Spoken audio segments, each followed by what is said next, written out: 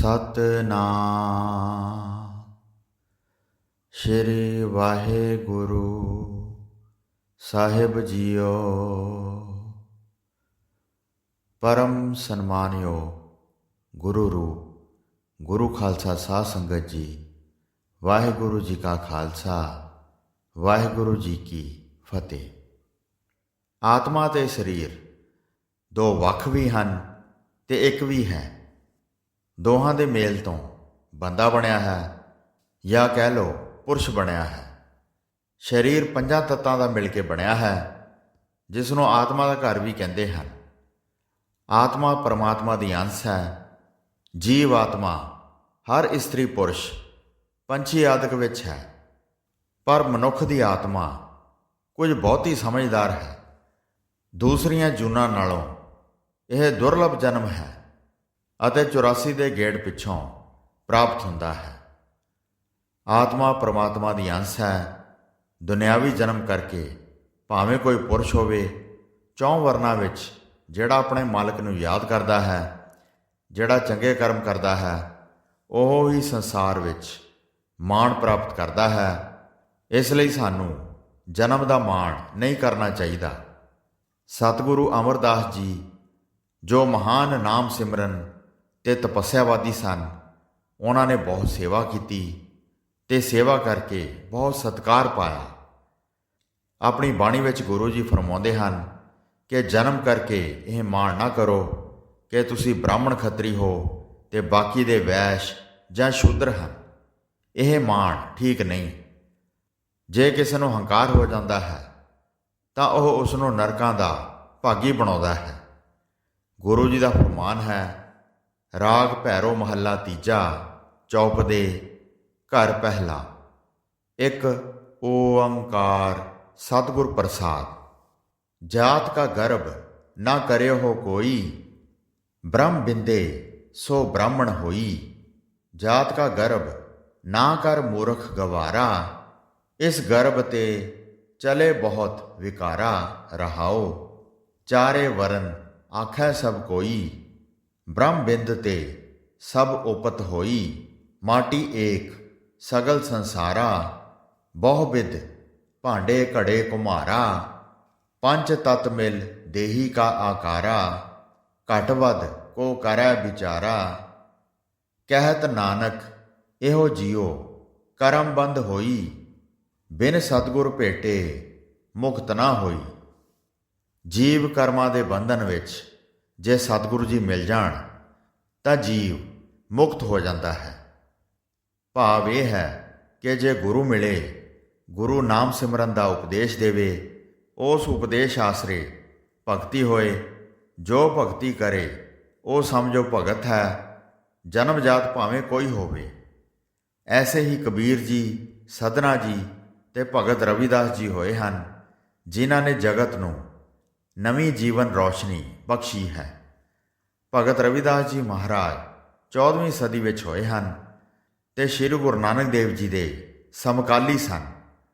ਉਸ ਵੇਲੇ ਭਗਤੀ ਲਹਿਰ ਚੱਲੀ ਸੀ ਤੇ ਭਗਤੀ ਲਹਿਰ ਦੇ ਸਮੇਂ ਜ਼ਾਤ ਪਾਤ ਦਾ ਜ਼ੋਰ ਵੱਧ ਗਿਆ ਸੀ। ਭਾਰਤ ਦੀ ਸਭ ਤੋਂ ਵੱਡੀ ਮਨੁੱਖ ਵਸੋਂ ਅਛੂਤ ਕਰਾਰ ਦੇ ਦਿੱਤੀ ਗਈ ਸੀ। ਬ੍ਰਾਹਮਣਾਂ ਦਾ ਜ਼ੋਰ ਸੀ। ਚਮਾਰ, ਜੁਲਾਹੇ, ਨਾਈ ਹੋਰ ਅਛੂਤ ਜਾਤੀਆਂ ਵਿੱਚ ਜੇ ਕੋਈ ਭਗਤੀ ਕਰਦਾ ਸੀ ਤਾਂ ਉੱਚ ਜਾਤੀਆਂ ਵਾਲੇ ਭਗਤੀ ਨਹੀਂ ਸੀ ਕਰਨ ਦਿੰਦੇ।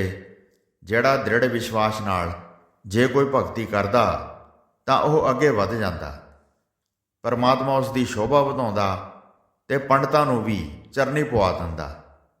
ਭਗਤ ਰਵਿਦਾਸ ਜੀ ਇੱਕ ਗਰੀਬ ਚਮਾਰ ਜਾਤੀ ਦੇ ਘਰ ਜਨਮੇ ਸਨ, ਪਰ ਪੂਰਬਲੇ ਲੇਖਾਂ ਕਾਰਨ ਜਨਮ ਤੋਂ ਹੀ ਭਗਤੀ ਕਰਨ ਲੱਗ ਪਏ ਸਨ। ਸ਼੍ਰੀ ਗੁਰੂ ਰਾਮਾਨੰਦ ਜੀ ਨਾਲ ਉਹਨਾਂ ਦਾ ਮੇਲ ਹੋ ਗਿਆ ਤੇ ਉਹਨਾਂ ਦੇ ਚੇਲੇ ਬਣ ਗਏ। ਭਾਈ ਗੁਰਦਾਸ ਜੀ ਫਰਮਾਉਂਦੇ ਹਨ, ਭਗਤ ਭਗਤ ਜਗ ਵੱਜਿਆ, ਚਹੁੰ ਚੱਕਾਂ ਦੇ ਵਿੱਚ ਚਮਰੇਟਾ। ਪਾਣਾਹ ਗੰਢੈ ਰਾਹ ਵਿੱਚ ਕੁੱਲਾ, ਧਰਮ ਢੋਏ ਢੋਰ ਸਮੇਟਾ। ਜਿਉਂ ਕਰ ਮੈਲੈ ਚੀਥੜੈ, ਹੀਰਾ ਲਾਲ ਅਮੋਲ ਪਲੇਟਾ। ਚਹੁੰ ਵਰਨਾ ਉਪਦੇਸ ਦਾ, ਗਿਆਨ ਧਿਆਨ ਕਰ ਭਗਤ ਸਹੇਟਾ। ਨਹਾਵਣ ਆਇਆ ਸੰਗ ਮਿਲ, ਬਾਨਾਰਸ ਕਰ ਗੰਗਾ ਥੇਟਾ। ਕੱਢ ਕਸੀਰਾ ਸੌਪਿਆ, ਰਵਿਦਾਸਾ ਗੰਗਾ ਕੀ ਭੇਟਾ। ਲੱਗਾ ਪੁਰਬ ਅਭੀਚ ਦਾ, ਡਿਠਾ ਚਲਤ ਅਚਰਜ ਅਮੇਟਾ। ਲਾਇਆ ਕਸੀਰਾ ਹੱਥ ਕੱਢ, ਸੂਤ ਇੱਕ ਜਿਉਂ ਤਾਣਾ ਪੇਟਾ। ਭਗਤ ਜਨਾ ਹਰ ਮਾਂ ਪਿਓ ਬੇਟਾ। ਸਭ ਤੋਂ ਵੱਡੀ ਕਰਾਮਾਤ ਇਹ ਹੋਈ ਕਿ ਗੰਗਾ ਨੇ ਇਸਤਰੀ ਰੂਪ ਹੋ ਕੇ ਹੱਥ ਉੱਪਰ ਕਰਕੇ ਭਗਤ ਰਵਿਦਾਸ ਜੀ ਦੀ ਭੇਟਾ ਪ੍ਰਵਾਨ ਕੀਤੀ ਸੀ। ਗੱਲ ਕੀ ਹੈ ਕਿ ਭਗਤ ਜੀ ਪ੍ਰੇਮ ਭਗਤੀ, ਮਨੁੱਖ ਜਾਤੀ ਦੀ ਏਕਤਾ, ਮਾਨਵਤਾ ਦੀ ਏਕਤਾ ਦਾ ਪ੍ਰਚਾਰ ਕਰਦੇ ਰਹੇ। ਆਪ ਜੀ ਦੀ ਕਿਰਪਾ ਦਾ ਫਲ ਹੈ ਕਿ ਪੂਰਬ ਵਿੱਚ ਭਗਤੀ ਦੀ ਲਹਿਰ ਚੱਲੀ। ਬਨਾਰਸ ਵਰਗੇ ਕੱਟੜ ਹਿੰਦੂ ਤੀਰਥ ਉੱਤੇ ਵੀ ਗੁਰੂ ਰਵਿਦਾਸ ਜੀ ਦਾ ਜਸ ਹੋਇਆ ਤੇ ਨਿੱਕੀ ਜਾਤੀ ਵਾਲੇ ਲੋਕ ਧੌਣ ਉੱਚੀ ਕਰਕੇ ਚੱਲਣ ਲੱਗ ਪਏ। ਬ੍ਰਾਹਮਣਾਂ ਨੇ ਬੜਾ ਰੌਲਾ ਪਾਇਆ, ਪਰ ਕਿਸੇ ਦਾ ਭਗਤ ਰਵਿਦਾਸ ਉੱਤੇ ਜ਼ੋਰ ਨਾ ਪਿਆ। ਉਸ ਵੇਲੇ ਦੇ ਮਸ਼ਹੂਰ ਹਿੰਦੂ ਰਾਜੇ ਰਾਣੇ ਭਗਤ ਰਵਿਦਾਸ ਜੀ ਦੇ ਚਰਨੀ ਲੱਗੇ। ਉਹਨਾਂ ਦੀ ਮਹਿਮਾ ਕਥਨ ਤੋਂ ਬਾਹਰ ਸੀ। ਗੱਲ ਇਹ ਸੀ ਕਿ ਭਗਤ ਰਵਿਦਾਸ ਜੀ ਨੂੰ ਪਾਰ ਬ੍ਰਹਮ ਪਰਮਾਤਮਾ ਨੇ ਗਰੀਬਾਂ ਵਿੱਚ ਸ਼੍ਰੀ ਵਿਸ਼ਨੂੰ ਜੀ ਨੂੰ ਭੇਜ ਕੇ ਇਹ ਪ੍ਰਗਟ ਕੀਤਾ ਕਿ ਪ੍ਰਭੂ ਭਗਤ ਉੱਚੀਆਂ ਜਾਤੀਆਂ ਵਾਸਤੇ ਨਹੀਂ, ਸਗੋਂ ਸਮਾਜ ਵਿੱਚ ਜਿਹੜੇ ਮਿਹਨਤੀ ਲੋਕ ਹਨ ਉਹ ਵੀ ਭਗਤੀ ਕਰਨ ਤਾਂ ਪਾਰ ਬ੍ਰਹਮ ਦੀਆਂ ਰਿੱਧੀਆਂ ਸਿੱਧੀਆਂ ਤੇ ਚਮਤਕਾਰ ਪ੍ਰਾਪਤ ਕਰ ਸਕਦੇ ਹਨ। ਹਿੰਦੂ ਧਰਮ ਦੀ ਮਰਿਆਦਾ ਕਾਇਮ ਕਰਨ ਵਾਲੇ ਰਿਸ਼ੀ ਮੰਨੂ ਜੀ ਨੇ ਜਦੋਂ ਸਿਮਰਤੀਆਂ ਤਿਆਰ ਕੀਤੀਆਂ ਤਾਂ 4 ਵਰਨ ਬਣਾ ਦਿੱਤੇ। ਕੰਨਾਂ ਦੇ ਲਿਹਾਜ਼ ਨਾਲ ਮਨੁੱਖਾਂ ਨੂੰ 4 ਭਾਗਾਂ ਵਿੱਚ ਵੰਡ ਦਿੱਤਾ। 1 ਨੰਬਰ ਤੇ ਬ੍ਰਾਹਮਣ, ਜਿਨ੍ਹਾਂ ਦਾ ਕੰਮ ਰੱਖਿਆ ਸੀ ਵੇਦ ਪੜ੍ਹਨੇ ਪੜ੍ਹਾਉਣੇ, ਪੂਜਾ ਕਰਨੀ ਕਰਾਉਣੀ। ਤੇ ਸਭ ਤੋਂ ਉੱਤਮ ਦੂਸਰਾ ਦਰਜਾ ਦਿੱਤਾ ਕਸ਼ਤਰੀਆਂ ਅਥਵਾ ਖੱਤਰੀਆਂ ਨੂੰ, ਜਿਨ੍ਹਾਂ ਵਿੱਚ ਰਾਜਪੂਤ ਵੀ ਸਾਰੇ ਆ ਜਾਂਦੇ ਹਨ। ਉਹਨਾਂ ਦਾ ਧਰਮ ਰੱਖਿਆ ਰਾਜ ਕਰਨਾ ਤੇ ਰਾਜ ਦੀ ਰਾਖੀ ਵਾਸਤੇ ਫੌਜੀ ਬਣਨਾ, ਘੋੜੇ ਤੇ ਊਂਠ ਹਾਥੀ ਦੀ ਸਵਾਰੀ ਕਰਨਾ।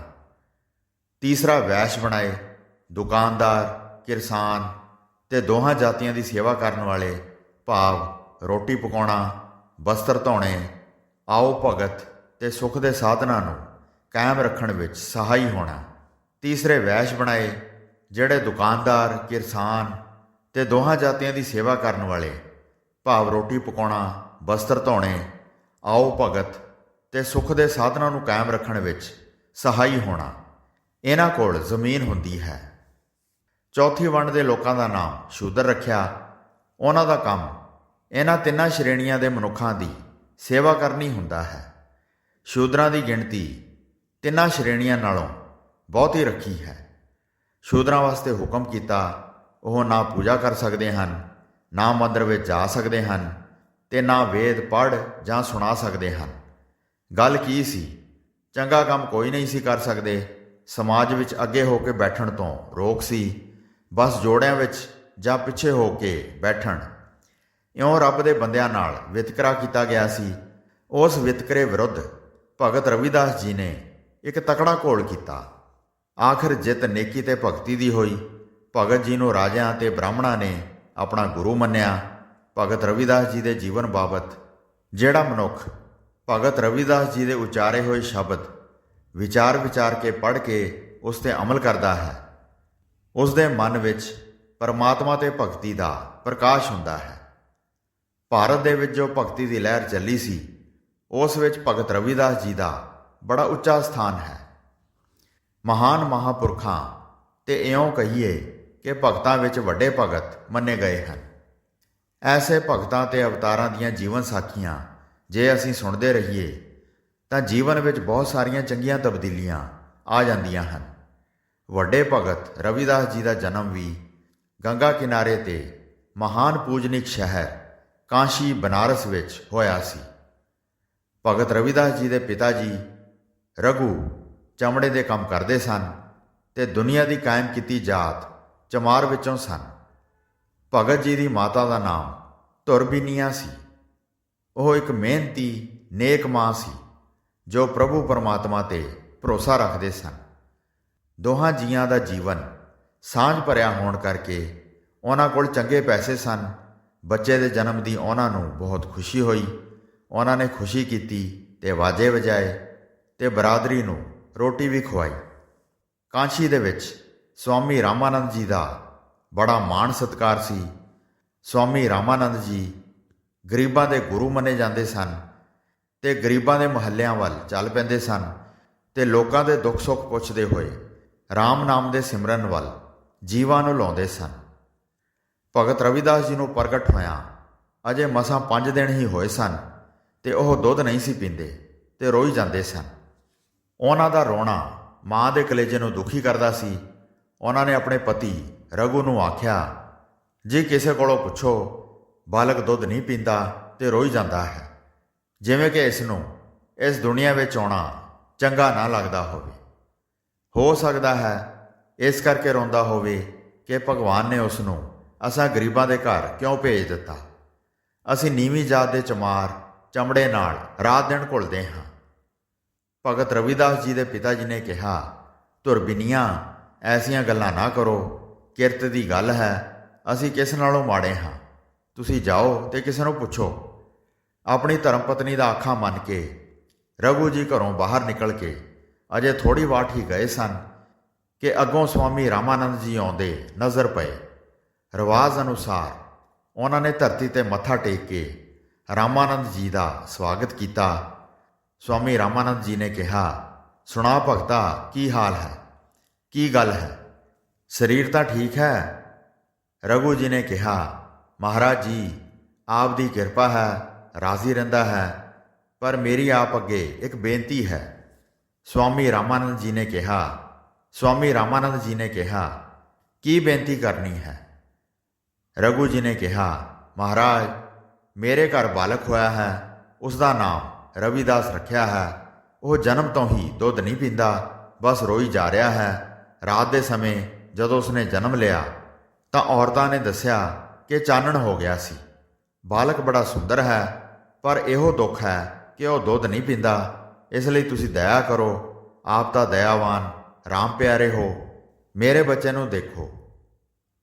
ਸਵਾਮੀ ਰਾਮਾਨੰਦ ਜੀ ਨੇ ਕਿਹਾ, ਚੱਲ ਪ੍ਰੇਮੀਆਂ, ਅਸੀਂ ਅੱਜ ਕਿਸੇ ਜੀ ਦੇ ਦਰਸ਼ਨ ਕਰਨ ਲਈ ਹੀ ਬੇਚੈਨ ਫਿਰ ਰਹੇ ਹਾਂ। ਕੁਝ ਸਮਝ ਨਹੀਂ ਆਉਂਦੀ ਕੌਣ ਮਨ ਨੂੰ ਧੂ ਰਿਹਾ ਹੈ। ਹੋ ਸਕਦਾ ਹੈ ਤੇਰਾ ਬਾਲਕ ਹੀ ਹੋਏ। 4 ਦਿਨ ਤੋਂ ਮਨ ਉਪਰਾਮ ਹੈ, ਕੋਈ ਨਜ਼ਰ ਨਹੀਂ ਆਉਂਦਾ ਕਿਸ ਨੂੰ ਮਿਲਣਾ ਹੈ।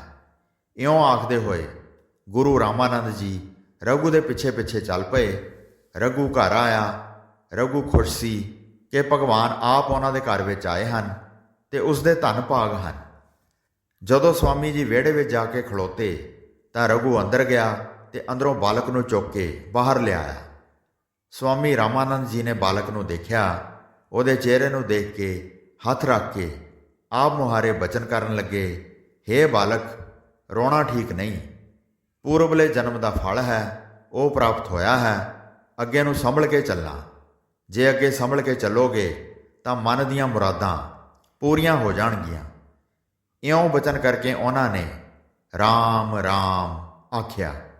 ਰਾਮ ਰਾਮ ਸੁਣਦੇ ਹੀ ਬੱਚਾ ਰੋਣੋਂ ਹਟ ਗਿਆ, ਫਿਰ ਮੁਸਕਰਾਇਆ ਤੇ ਭਗਤ ਰਾਮਾਨੰਦ ਜੀ ਨੇ ਉਸ ਦੇ ਸਿਰ ਤੋਂ ਹੱਥ ਚੁੱਕ ਲਿਆ ਤੇ ਰਘੂ ਨੂੰ ਆਖਿਆ, ਭਗਤਾ, ਇਸ ਨੂੰ ਲੈ ਜਾ ਤੇ ਇਸ ਦੀ ਮਾਤਾ ਨੂੰ ਆਖ ਕਿ ਦੁੱਧ ਪਿਲਾਏ, ਹੁਣ ਇਹ ਪੀ ਲਏਗਾ। ਇਉਂ ਬਚਨ ਕਰਕੇ ਭਗਤ ਰਾਮਾਨੰਦ ਜੀ ਚਲੇ ਗਏ। ਉਹਨਾਂ ਦੇ ਆਪਣੇ ਮਨ ਦੀ ਭਟਕਣਾ ਵੀ ਮਿਟ ਗਈ। ਭਗਤ ਰਵਿਦਾਸ ਜੀ ਦੇ ਪਿਤਾ ਜੀ ਰਘੂ ਬਾਲਕ ਨੂੰ ਅੰਦਰ ਲੈ ਗਏ। ਉਹਨਾਂ ਦੀ ਮਾਤਾ ਧੁਰਬੀਨੀਆਂ ਨੂੰ ਜਾ ਕੇ ਜਦੋਂ ਫੜਾਇਆ ਤਾਂ ਰਵਿਦਾਸ ਜੀ ਨੇ ਦੁੱਧ ਚੁੰਘ ਲਿਆ। ਉਸ ਦਿਨ ਤੋਂ ਭਗਤ ਰਵਿਦਾਸ ਜੀ ਮੁੜ ਕੇ ਕਦੇ ਨਾ ਰੋਏ, ਹੱਸਦੇ ਰਹੇ ਤੇ ਜੋ ਵੀ ਆਪ ਦੇ ਦਰਸ਼ਨ ਕਰਦਾ ਉਸ ਦੇ ਦੁੱਖ ਦੂਰ ਹੋ ਜਾਂਦੇ ਸਨ। ਸਭ ਰਾਮ ਦੀ ਹੀ ਮਹਿਮਾ ਸੀ। ਭਗਤ ਰਵਿਦਾਸ ਜੀ ਦੀ ਬਾਣੀ ਸ੍ਰੀ ਗੁਰੂ ਗ੍ਰੰਥ ਸਾਹਿਬ ਜੀ ਵਿੱਚ ਸ੍ਰੀ ਗੁਰੂ ਅਰਜਨ ਦੇਵ ਜੀ ਨੇ ਚੜ੍ਹਾ ਕੇ ਭਗਤ ਰਵਿਦਾਸ ਜੀ ਨੂੰ ਹਮੇਸ਼ਾ ਲਈ ਅਮਰ ਕਰ ਦਿੱਤਾ ਹੈ। ਹੋਈਆਂ ਭੁੱਲਾਂ ਚੁੱਕਾਂ ਦੀ ਖਿਮਾ ਬਖਸ਼ਣੀ ਜੀ। ਦਾਸ ਨੂੰ ਆਗਿਆ ਦਿਓ। ਵਾਹਿਗੁਰੂ ਜੀ ਕਾ ਖਾਲਸਾ, ਵਾਹਿਗੁਰੂ ਜੀ ਕੀ ਫਤਿਹ।